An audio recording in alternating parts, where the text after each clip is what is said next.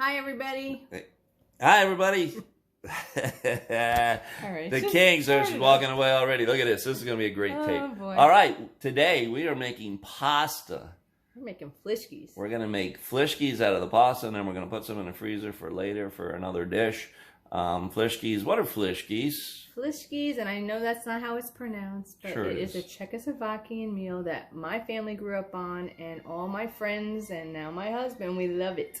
It is homemade pasta, and instead of using the pasta machine to cut it, we're cutting it into little squares with ham, shredded ham, a stick and a half of butter, pepper. It is yum. Yeah, it's just comfort food. Pasta, ham, butter. Anywho, so we're going to make the pasta, and we're going to tape, and we're going to walk you through it to share, and you guys are welcome to try it out as well. So here we go.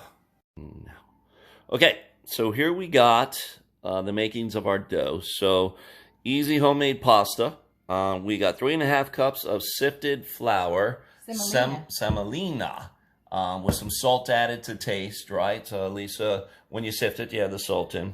And that was in there. So we got some olive oil that's going to go in. We got 4 eggs. Kind of we beat them, whisked them. We just beat them a little bit so they're mixed together. Yeah, just kind of like you're making scrambled eggs, but that. And then we got some water. We need the water. And that's going to be a big part of the whole project, actually. So we have our KitchenAid as well with the mixer attachment on it. Paddle. I'm sorry. All right. So we're going to, after we put the paddle on there, we add the 3 tablespoons of oil. No, we gotta add the eggs first. No, you add the olive oil to the eggs in the mixer. Yes. Right. My bad. Okay. So you throw in the eggs in there. Okay. We're going to lock it, and we're going to turn it on. Did you add the olive oil? Not yet. Okay. Okay, 3 tablespoons, right? Yes, ma'am. 1, 2, 3. All right. So that's going on in there. And then you add a couple tablespoons of water to the mix. And continue beating. How many tablespoons of water? It just says a couple. We put in a couple to moisten it. I know how you like that word, moist. I hate that word. And just beat it up a little bit over there. And then we're going to change out. To the paddle? Yeah. I mean to the hook? Yeah. Okay. So where is our dough hook? Okay. So this is the dough hook. Okay. So unlock That's it. the captain dough hook. No. Arr. Oh, please. I told you we've been drinking already for a little while. Went to Beef's today. Got some wings for lunch, right?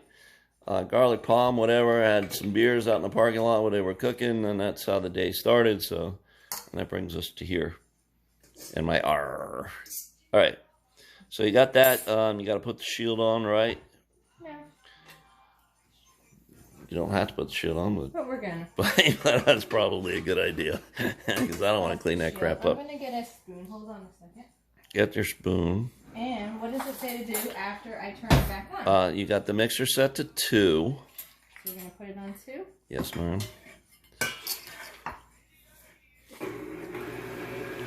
And you gradually start adding the flour salt mix in there.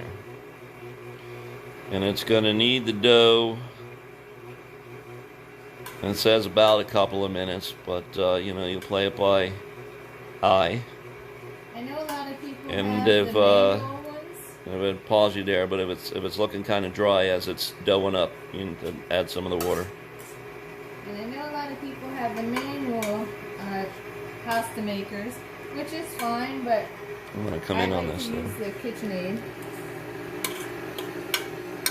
You can't really see it that well with the shield on. Once I get it in, I'll take the shield off. Yeah, but it's starting to form. It will need water because you can see it's a little dry already. Add a little in. Plus, it really depends on the temperature in the house, the humidity. So, it will change. Okay. So, we've got that in there. And I made a mess, which I hate. I'll let you do the water thing. Okay, Okay, and how much water does it say? Tablespoon As of needed. No, just add it as needed. So if you want to take the shield off, if you're comfortable, just pour it in.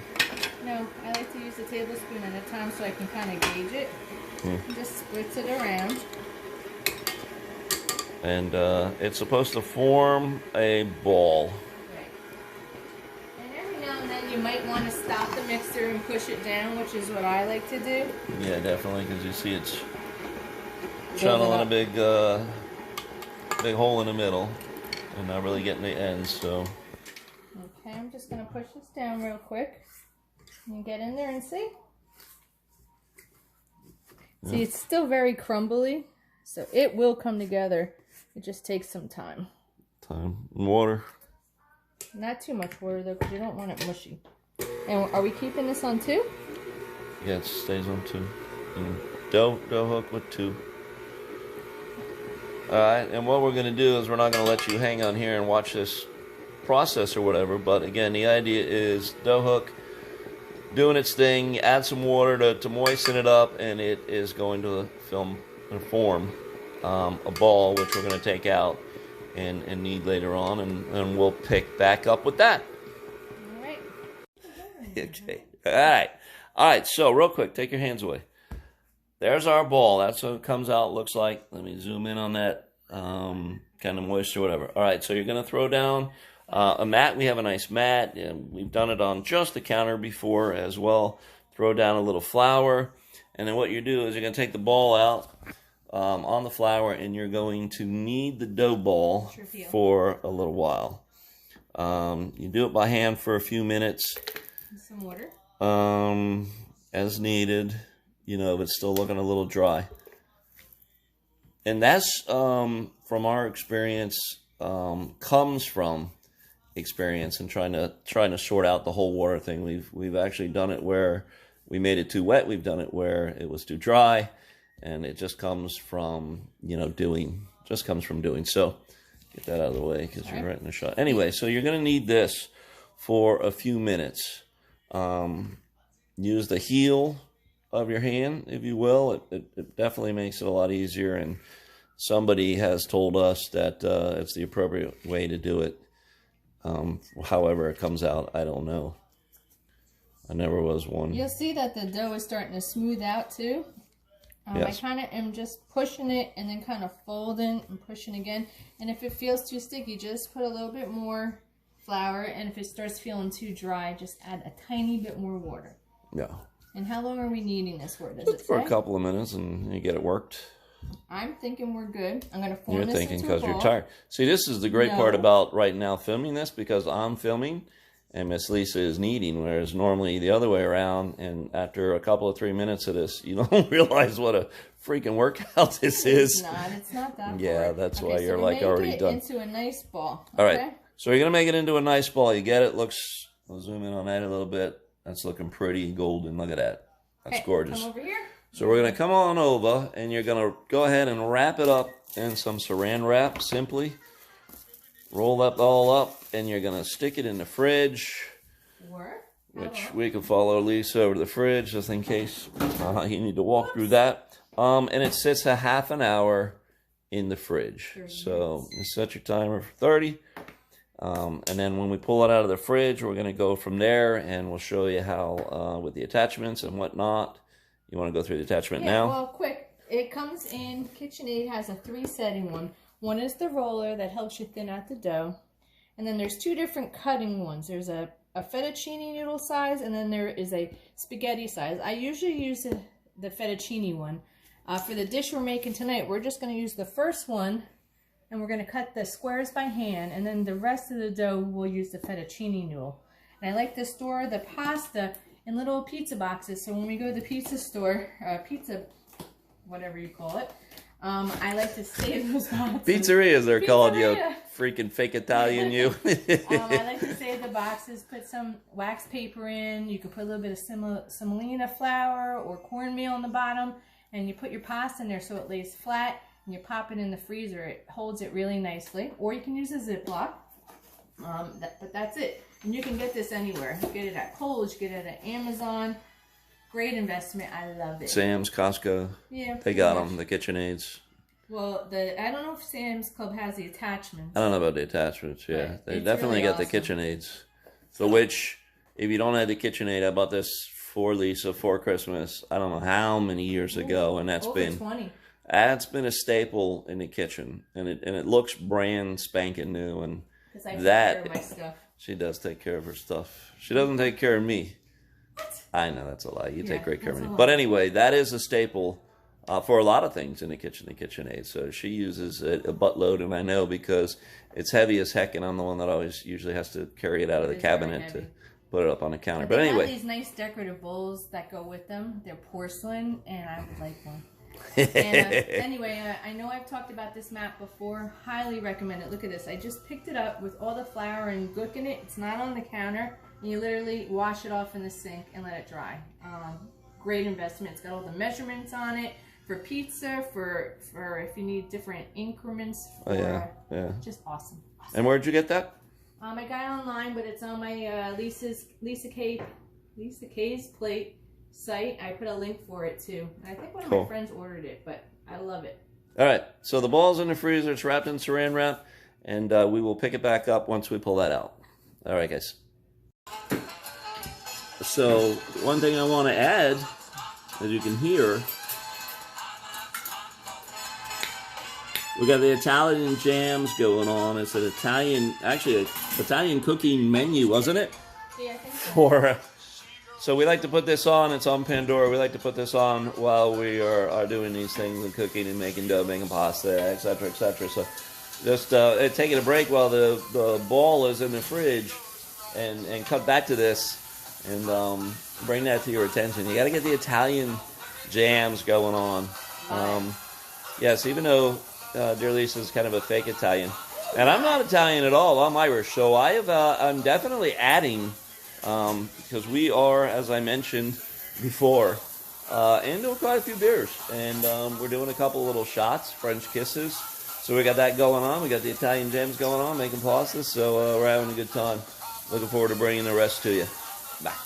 Back a little bit to the corner. All right. So 30 minutes is up. You got 30 minutes is up. Hold on. All right. So I'm gonna have to manually do this a little bit here with the camera. All right, so the ball is out of the fridge.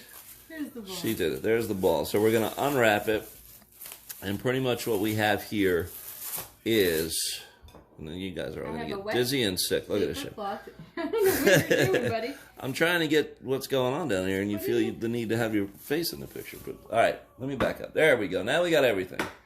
All right, so we got the ball. You take it out of the fridge. You unwrap it. The moist, it's just paper towel, a couple of them, right? It's wet, and the premise to that is as we're cutting the dough off to run through, you want to keep the dough moist, all right, so it doesn't dry out.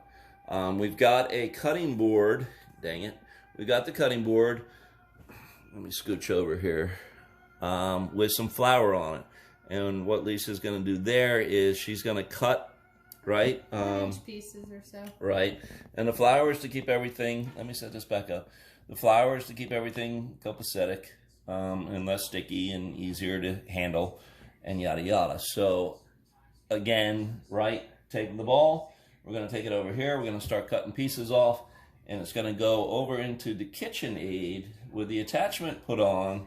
And this is where we start running it through its little process to go ahead and make the pasta, right? Okay, so to do the attachment, there's this little screw here, and you're gonna keep it on here because you don't want to lose that. And this little piece comes off that says KitchenAid. Okay, your KitchenAid attachment, you want the wording to be face up, so you know which way to go. Okay, and there's this little square tab. You put it in until it fits right. Okay, and then you tighten up that little nut there. Okay, make sure your attachment is already on one. I'm a little short here so I can't see. My only complaint about the KitchenAid is the numbers. You cannot read them. We're gonna start at 1, 3, 5, and 7, but I can't see the numbers, so that's Rob's job. I don't know, maybe he can find a way to make it better for me. but I can't see them. No. So I'm gonna keep this at another location so I don't lose it. And we're gonna start off. Okay, make sure your KitchenAid is locked. This is tightened, and I put a little bowl with some flour. Okay, I do that so that you can just run some flour through. Actually, I just made a mess. Probably had the mat, but that's not good. I hate messes. Anyway, you always want to keep adding some flour to the little rollers so that the pasta doesn't stick. And I usually just put some paper towels over it because it makes a mess. And okay? don't we normally put the flour on top every time we're running? Yeah, every couple times. So if we turn this on, okay, you can put a little bit more, Rob, and it'll go. I'm gonna start off. You might want to move this over just so they can see the first time cutting it. Oh, by the way, we're supposed to start. By the way. What do you mean? Oh, poor Groot. I am Groot. Leave poor Groot alone. We love Groot. Groot came in the mail the other day. It's a little planner, and he's small. Probably make a better pencil holder. But if you guys, as you know, we've been watching the Marvel movies, binging from start to finish in release order. But anyway, we love Groot, and we got Groot. So I am Groot. Groot's hanging out in the kitchen, watching us do our thing. Turn this way for just a second so they can see what I'm doing. I cut a couple pieces at once. See that? Lean down.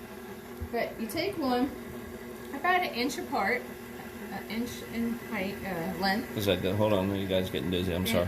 And what I'm gonna do is I'm just gonna roll it flat, just so when Rob goes to roll it through the first time. And by the way, that's where the flour comes in handy. So it's stuck to the initially. That's what the flour's for, keeping it. So as he's rolling things through, I'm gonna keep flattening a few pieces. We'll move the numbers for him. It's kind of easier when you're both working together. Like Rob's running it through, I move the numbers, or vice versa. I move the numbers. But that's about what we want. Just stick it through. Okay, so we're gonna start out with.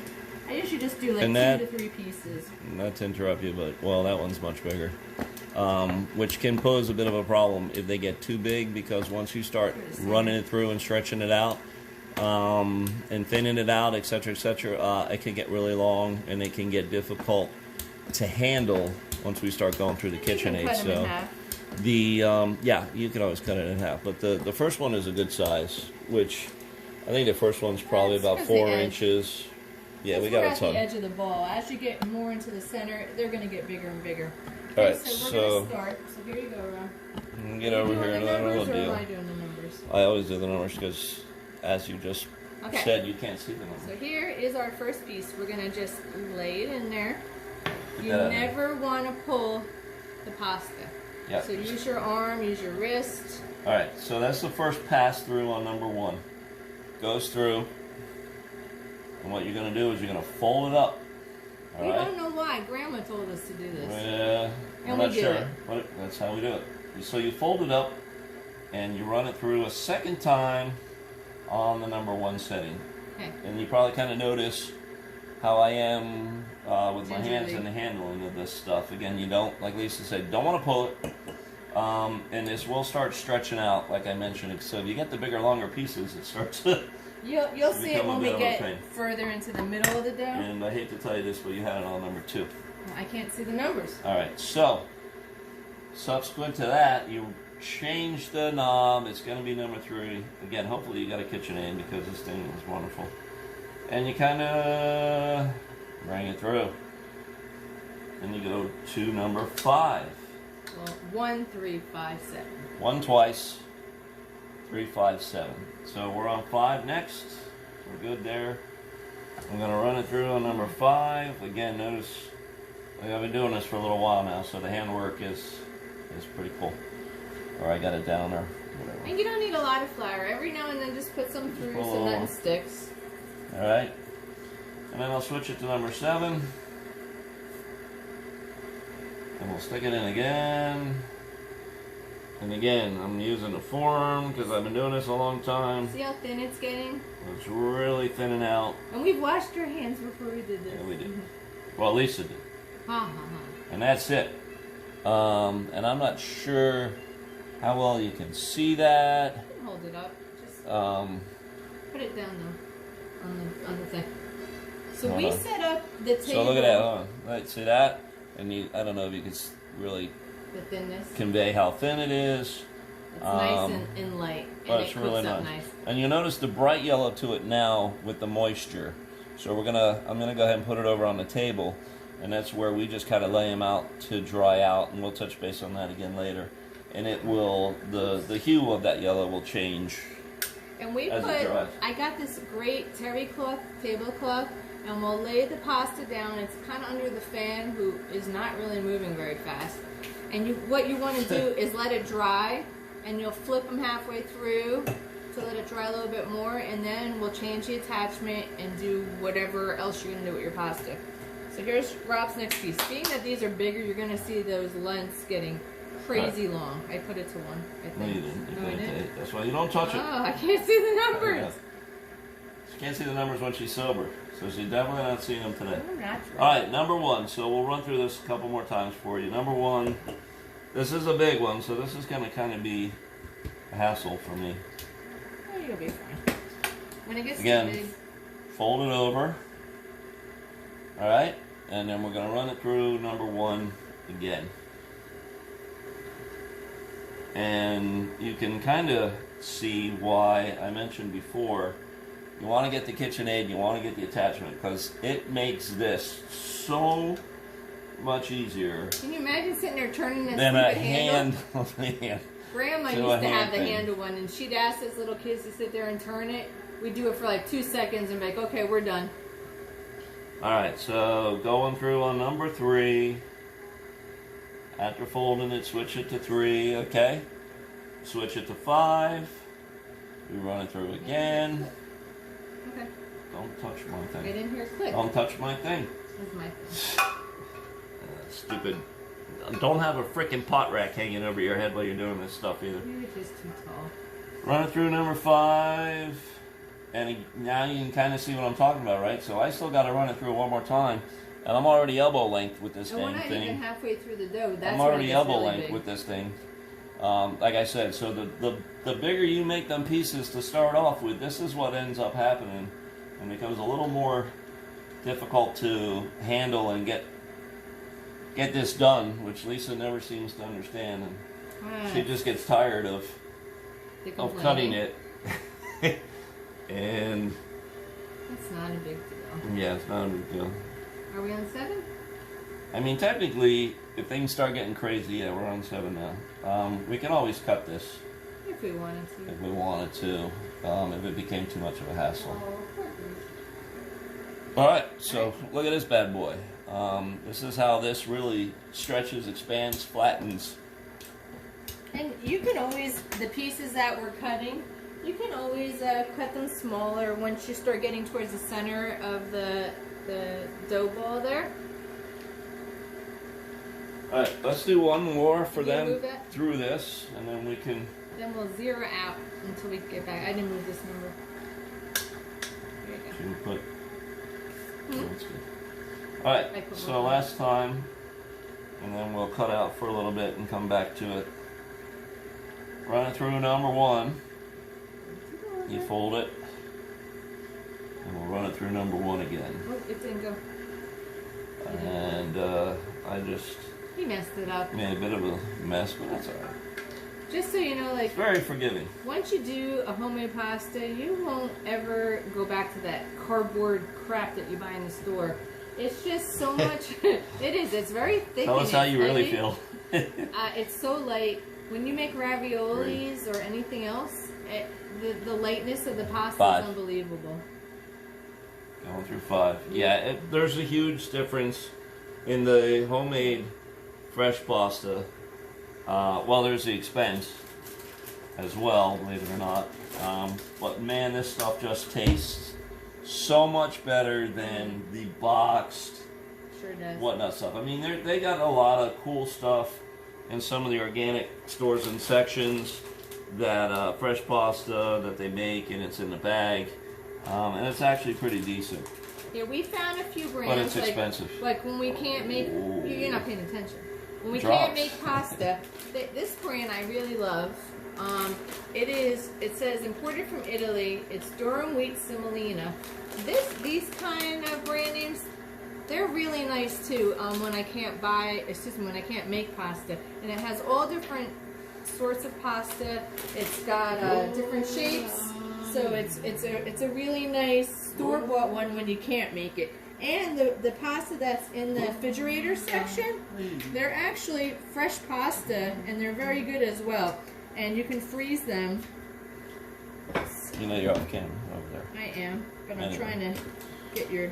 Volare. All right, so we're not going to subject you to watching us run this big ball through here and feeding it out, etc., etc. So we're going to exit here, pick it back up again.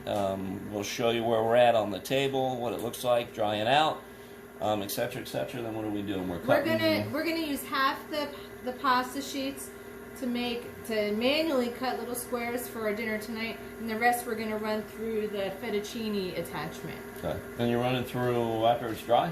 Yeah, well, we'll flip it once or twice, and it'll be fine. All right. So we'll be back, and we'll pick up after we finish this. Bye. What? Not live, but. And look who stopped by to say hello and pick up some strawberry. She's over the raspberry quarantine line. What is a raspberry? What did One, you? two, three, What was it? The four. raspberry.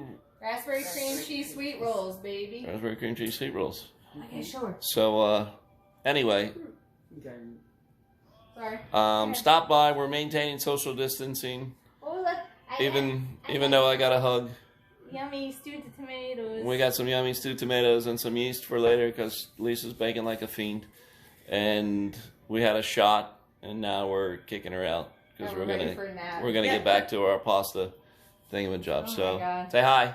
Hi. Say bye. Bye. Really? Bye. Where's this going? All right. So the ball is done. Everything's been cut, run through, laid out. This is what it looks like. Let's start it out here. I'm going to move in. This is what we have. We have these big, long sheets.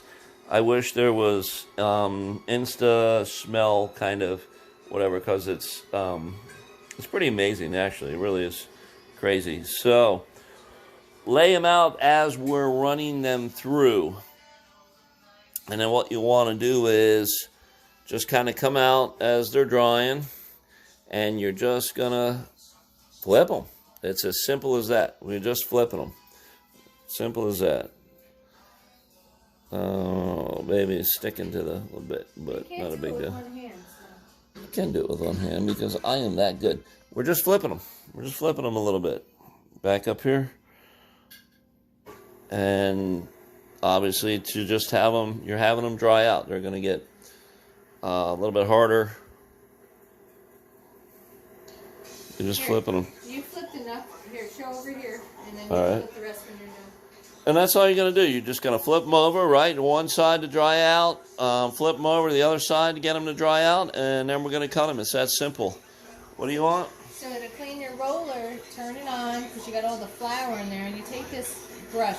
You don't want to get the roller or this wet. And you're just going to kind of sweep out all the flour to clean out your rollers. Again, do not submerge, and it even tells you in here, do not immerse in water. You want to keep them dry. So this is just cleaning it up, and once we're finished, we'll put our next attachment on to do the next step. That's it. All right? Yep. All right. So we're going to let these dry out. And then, like Lisa mentioned before, so some of these, because we're making the flishkis, which are really just squares, we're going to cut them. You're still on camera, so don't do anything crazy. And we're just going to cut them up in squares to make the flishkis. But the other part, we're going to go ahead and make the actual pasta, which entails another attachment, which these strips that I showed you get run through. And it basically is a cutter, really, and it's going to make the pasta stuff. So we'll catch back up to you with all of that. That's it. All right, so we're back here to the table where this is drying off. Hey. And I don't know how well it conveys in the video if you notice the different hue in the pasta as it's drying. We've been kind of just flipping them. one way or the other, one way or the other. Getting them to dry up a little bit. You don't want to let them get too dry, huh? No, right? they'll just crumble. Because then they get things and they'll start getting all kinds of messy and crumbling. All right, so Lisa, right now, real quick, just to fill you in, what we're doing first is the Flischkis. So the Flischkis, you've never seen it. Maybe we'll be able to show it later while we're doing it. It's just noodles, kind of like that. So Lisa's... In the little squares. Hold on. What? There's no particular size, but in the little squares. Yeah. And those are really good, and they when you cook them up, they come out, I mean, they're just awesome. The fresh pasta is just awesome. You guys will really notice the difference. Oh, yeah, light, so you can eat a ton of it, which I don't know if that's a good thing or not.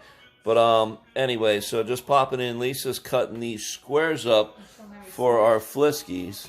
Here's what she was talking about before. We kind of have a couple of these, because the outdoor fridge is a side-by-side, and the freezer portion obviously isn't that wide as a side-by-side. So we have these smaller pizza boxes that we got from a friend. We saved them as well. Or if we order small pizzas, or calzones, we save the box. Yeah, calzones usually. Anyway, so this is what you do. Just throw down some parchment paper, and you put them in, you line the bottom of the box. Wax paper. Line the bottom of the box, and you just kind of throw them in there, and you'll throw the box in the freezer, and they'll stay for a while, right? Pretty good. We eat them fast, but when they're frozen on any of the pastas, it takes 3 to 4 minutes to cook. It's awesome. Yeah, it's really great. So anyway, just wanted to jump in, show you that, what she's doing and why, and then later we'll get back to, we've got actually the setup over here. It's a new attachment. Didn't really need to show you how to do it again. It attaches the same way. And we'll run through what we're going to do with the strips and cut it up into noodles, fettuccine noodles this time. All right, so we'll be back soon. All right. We're back. So where are we now, Chef Lisa? Behind you, I did the Flischkis already, and now I'm doing the fettuccine noodles. Okay, hold on. So, there they are. So the Flischkis, again, cut into cubes. By hand. In the box. And that's going to be for the Flischkis later. Okay. All right, back over here, we got the strips. We put the fettuccine attachment on. We're taking our strips, put some flour in there, and we're going to just slide it in. I put a bowl under here because it catches the fettuccine good. And when it fills up, I dump it onto the tablecloth.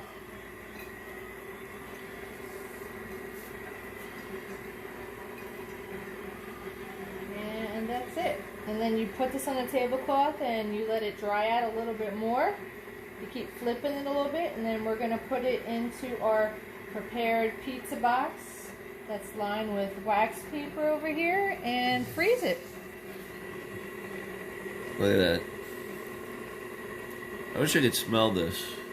Yeah, it smells very fresh. Anybody can do this. You can see where the KitchenAid and the attachment really comes in handy. Can you imagine just sitting here cranking this? It would take forever. I know that a lot of the people like to do it old school, but I don't have time to do it old school. I mean, this definitely makes it easier. Especially with this. And you imagine trying to strip cut these things by hand, messing with it. Plus, anyway, to make pasta, you know, the box takes, what, 10 to 15 minutes? This takes 3 to 4 minutes, depending on how you like it. When you're trying to make dinner after a long day of work, it's much easier to make fresh pasta. Technology.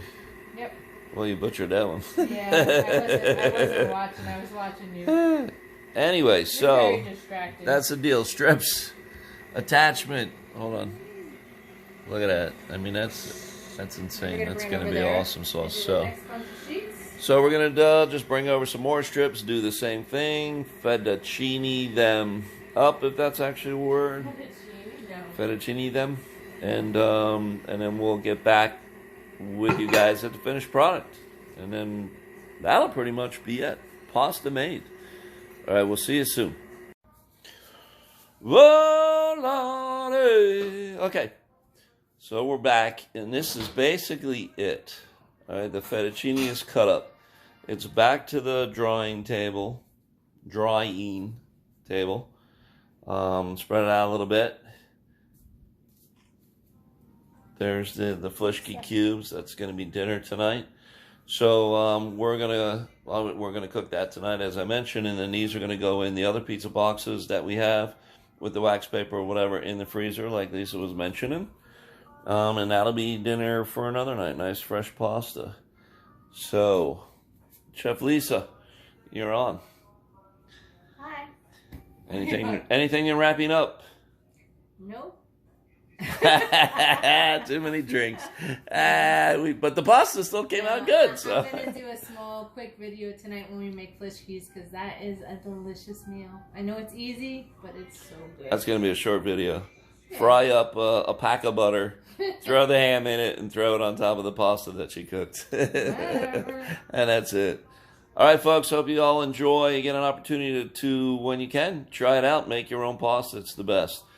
Bye. It's awesome.